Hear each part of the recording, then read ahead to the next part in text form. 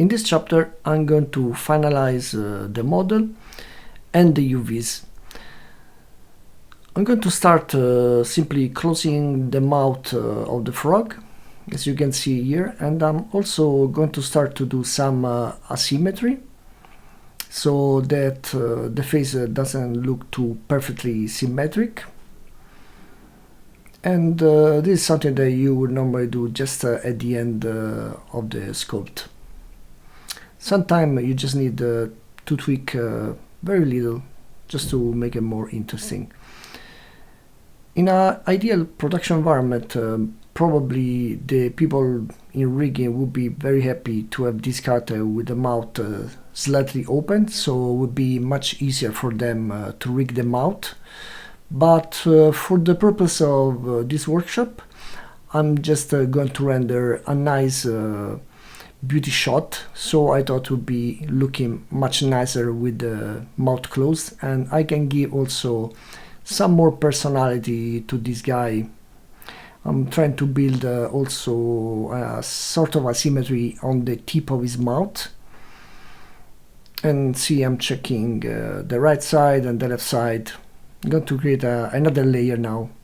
And I'm just going to go with the dump standard with a very small radius and creating some little scratch marks that will make more asymmetric the whole sculpt. This pass can take some time and is really beneficial to get some asymmetrical feeling to the character. So not only in the big proportions, but also small wrinkles, which in some shot they can look really symmetric otherwise if you sculpt everything in symmetry. So I'm going basically all around the shapes, top, bottom, and trying to improve what is already there.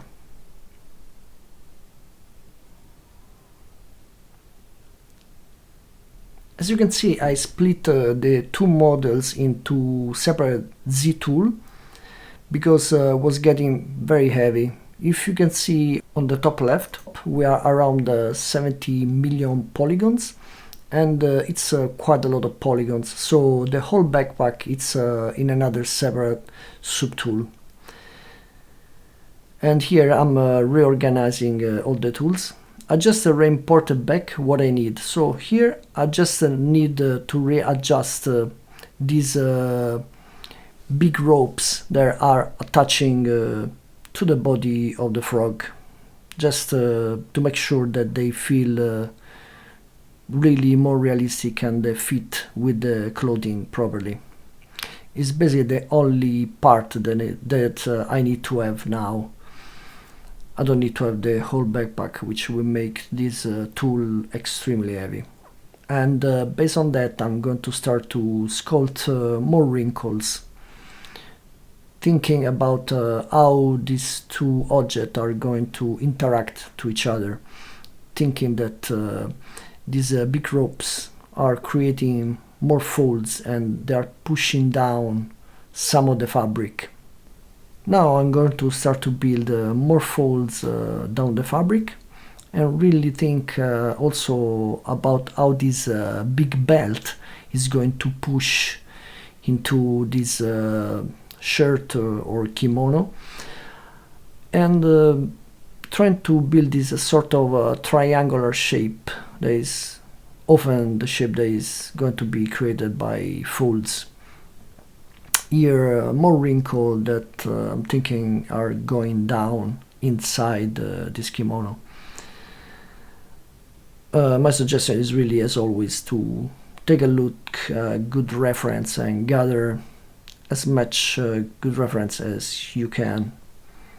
It's one of the best way to understand folds, and also when you have time, try to study folds from photograph or from sculpts.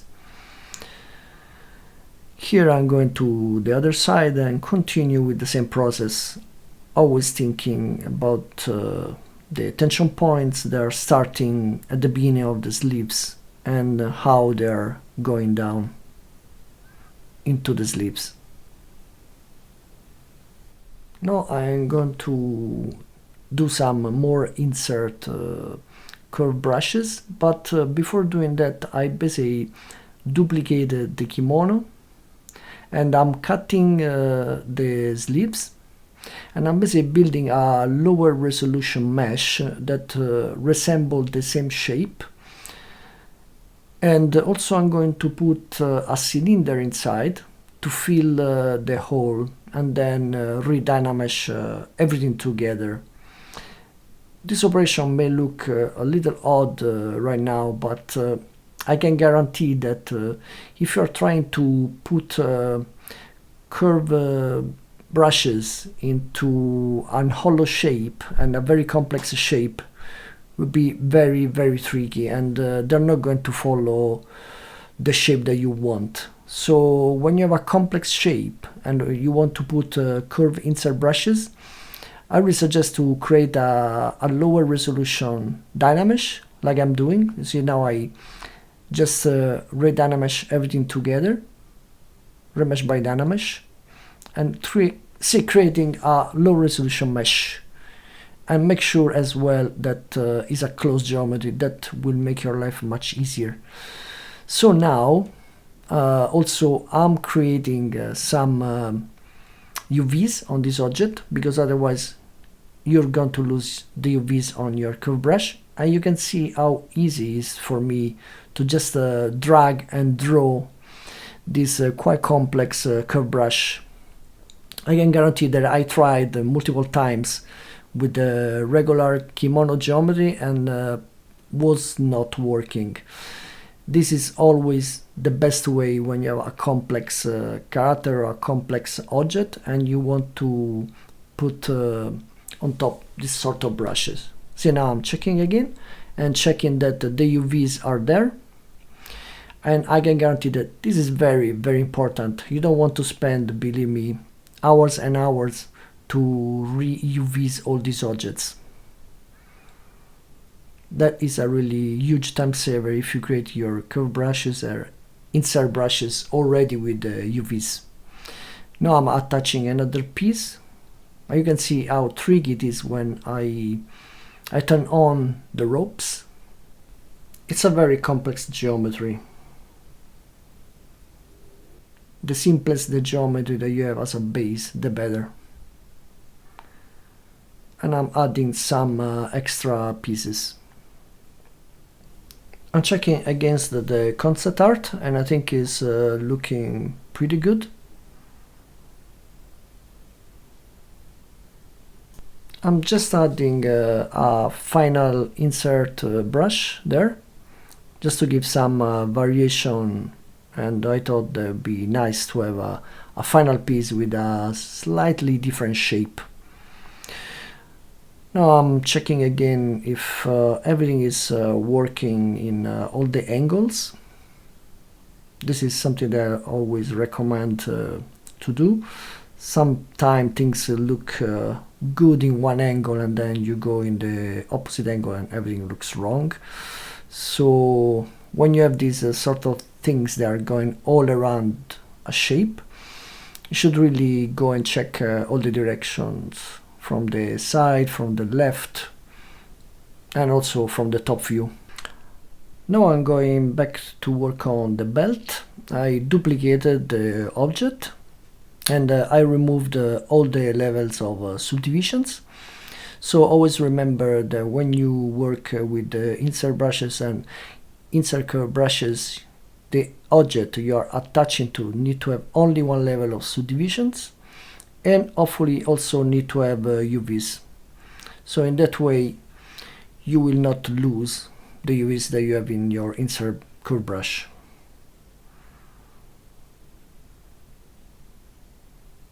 While drawing the insert curve brush, I'm holding Shift, and that is going to create a full loop all around the object. And now for last, I'm just going to move this flask with all its ropes already attached. So I basically just duplicate the flask that I put in the backpack. And here I'm trying to find an attachment that makes some sense. Here is looking a little hot for now, and I think I will move it 3-4 times until I find a good location. Always thinking about the logic. See, I'm trying to remove the pieces that I don't need. Finding the position. It still doesn't look good for me. And then I found the position that I like, and it's actually very similar to the first idea I had in the concept. Always keep in mind that you should match the concept art as much as possible, unless the art director or concept artist tell you something different. Here I'm checking how it looks in different angles, and I think I'm quite happy with this. And I think in a bit I'm going to just draw more insert brushes to find a way to attach this to this belt.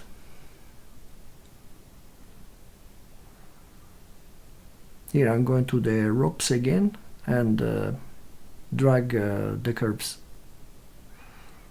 This is going to work quite easily because we are working with quite simple shapes, and we can find quite easy a point of attachment.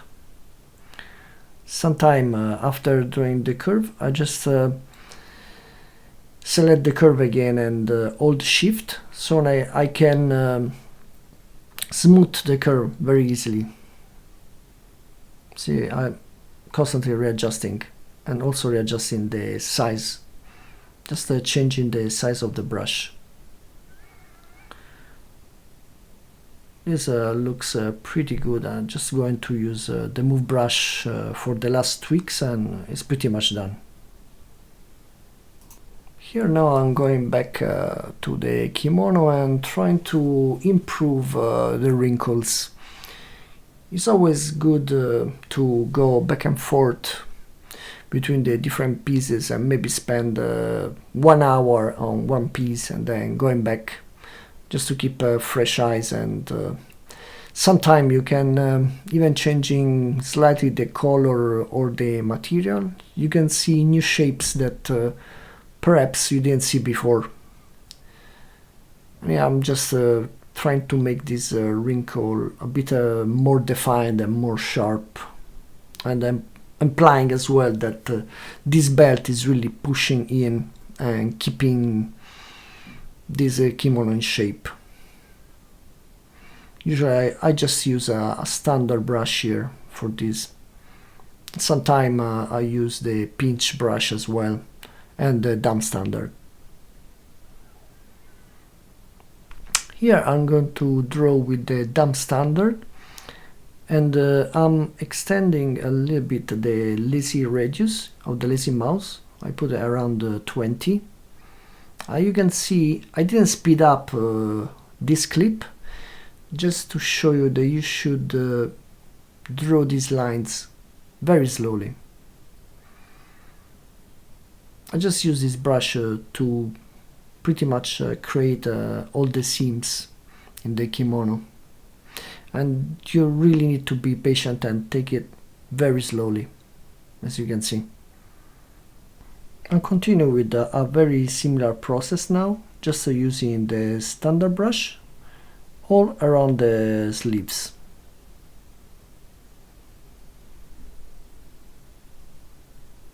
Just in this case I'm going to go in positive instead of negative.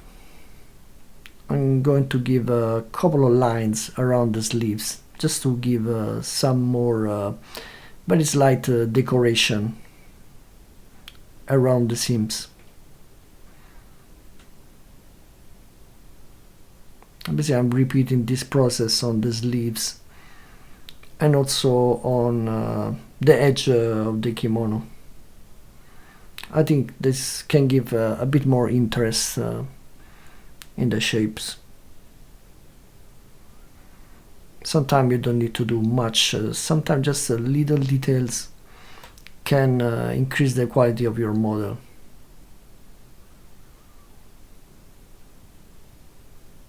And I'm going to do the same all around the neck.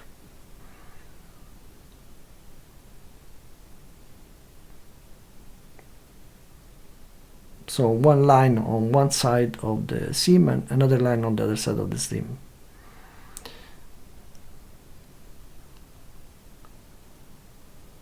Here I continue with the same process, just adding this subtle decoration all around the kimono. I'm just using the standard brush with quite a low intensity, and sometimes I'm just repeating the stroke using Ctrl 1.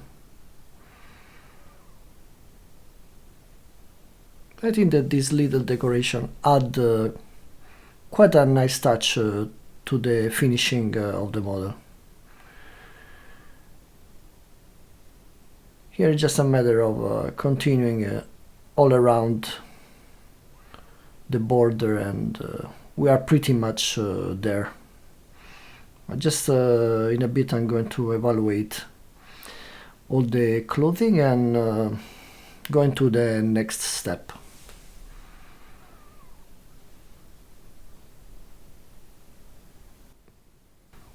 Now, as you can see, I've imported all the objects at the lowest resolution level into Maya. And you can see that all the good work that we did before now is really going to repay. Most of the model is already UV'd, and only these ropes need to be adjusted. As you can see, the UVs are already laid out in a really clean way and a repetitive fashion.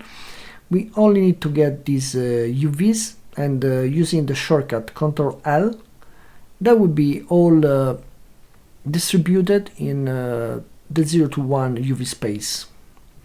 You just need to wait a few minutes until this process is finished. And this, believe me, is an incredible time saver, because if you have to UV this manually, that would take you days. This is the result. You can see now I'm going to just repeat the same process for all the ropes. So making sure that nothing is overlapping, because these overlapping UVs, that would be really a big problem in Substance Painter. So I'm just making sure that nothing is overlapping and equally distributed into the UV space. And then I'm going to move these UVs and try to make them not too different in size as well. As you can see here, there are quite a lot, and they start to be put in order in the right space.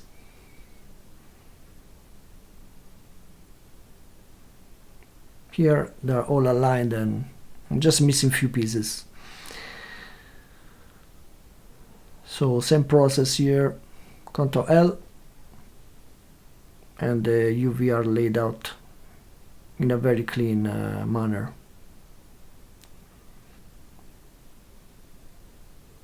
As you can see, some are flipped in red, but doesn't really matter.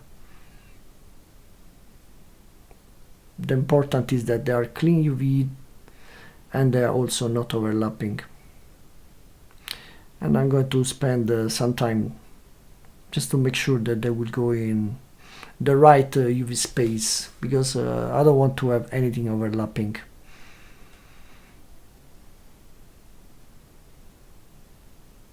This will help immensely when we go to Substance Painter.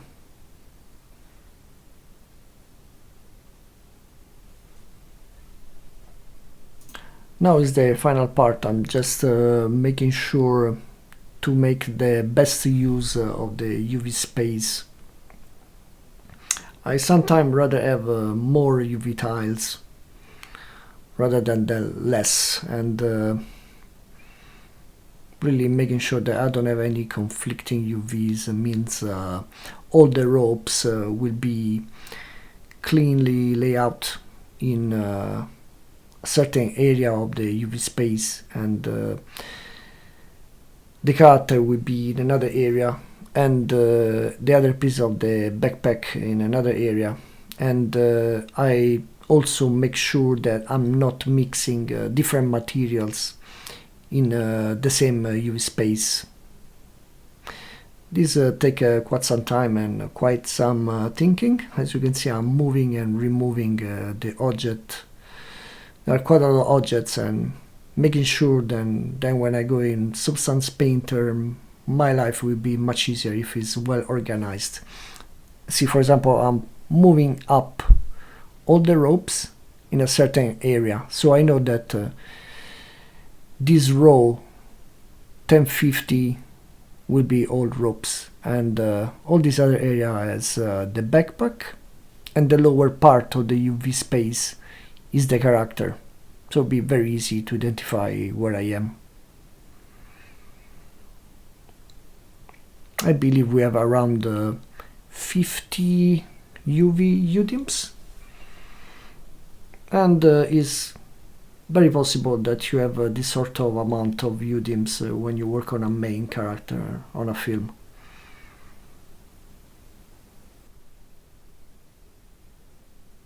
Now I'm going to do a quick check. I'm going to export as a FBX all the ropes,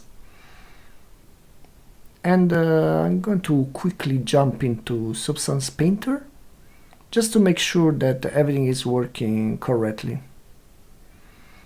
Here I'm just creating a basic project, and as you can see, everything is imported correctly. There are no problem of overlapping UVs, or another thing that you should really take care of in Substance is that you don't touch the border of the UDIM with your UV tiles.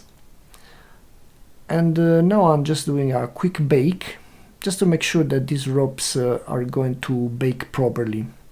Sometimes I do these kind of little tests before getting to the final stage, because I know that sometimes some object, kind of these ropes, could be quite tricky, and I prevent problems before rather than later. As you can see, the bake is extremely clean. I'd say it's a really good bake. And we are going to know and understand better baking in later chapters. I tested the ambient occlusion and curvature. Usually the ambient occlusion is the one where you can spot problems very easily, and also the normal. So looks like everything was working pretty well. I'm just going to try to put a rope kind of material, and it's working extremely well, I think. Overall, I'm really happy with the result. Let's just have a look, and I think we can move to the next stage. Now I'm going to do another little operation. I'm just going to re-import the OBJs of the hands and the feet into ZBrush. That's because I did a little bit of tweaking when I re-imported back these objects into Maya, and I just need to make sure that absolutely they match, because I'm going to export the displacement of the head and the feet and the hands from ZBrush. All the rest will be baked in Substance. So here there is quite a good trick that I discovered in years of work in ZBrush, and it was a really great surprise when I did. So basically, when I select an object at the lowest resolution, I can re-import back the same object as an OBJ and change the UVs. So basically, in this case, I'm just re-importing the same object with tweaked UVs. And in this case, I can go back and forth between Maya and ZBrush and fix UVs. So now I'm checking that everything is working properly, and I'm going to repeat this operation for all the objects. So basically, the right hand, the left hand, and the left foot and the right foot. And after that I'm just going to export the displacement maps. Here I'm ready to export the displacement, and I use a multi-map exporter for that, because I can export multi-UDIM maps. I make sure there is a 4K texture, and I check the file name, the extension of displacement, and the UVTILE format UDIM. Smooth UVs, 3-channel, 32-bit EXR, and very important, the mid value should be at 0. I always got the best results in Arnold with these settings. Now I'm just tweaking the name, and I'm ready to export.